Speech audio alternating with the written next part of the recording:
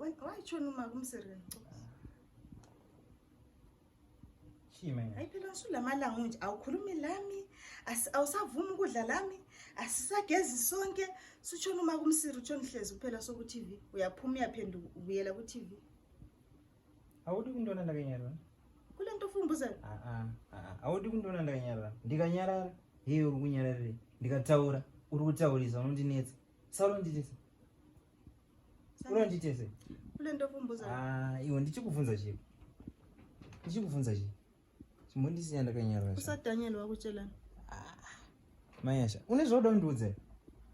hayi mina ngibuza ukuthi usadanyelo wakutshelana khanya ngani yona lokho laqala uba abangane lo sadanyelo wakutshela izinto ngami sitshona udwadlile la uma kumsiri mayasha kana pane zvoda undiudza ndiudze kana usina wena kule nto ufumbuza yona yini ndichikuvunza chipo usadanyelo wakutshelana iwe nyaya dzangu nasadanyelo unodzipinda pa unopinda pape nyaya dzangu ngiyakwazi kuti usadanyelo nakutshela ukuthi nokuzi mina ngisapho njani une zvoda undiudze mayasha mina ngifuna ungitshela kuda utaura iva pana ngifuna ungitshela ukuthi usadanyele nakutshelana ani ngezwe ukuthi uthiwa wakutshela ukuthi usaphopho njani kanjani lami alright ke akusela lutho mayasha kwakwanerewo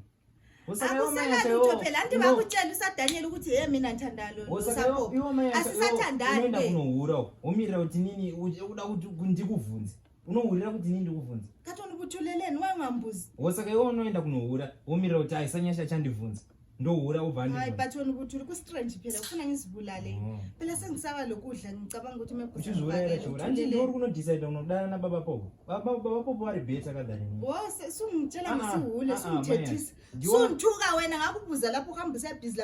labo tongunabani naprimo wakho lo anzange ngakubuza mina wosaka i-exchange wakunotsiva iwo but mina kusala ngakubuza wena wayengambuzi wosaka ina unohura kuti ndikuvunze mayasha wena vele ku-strange lokho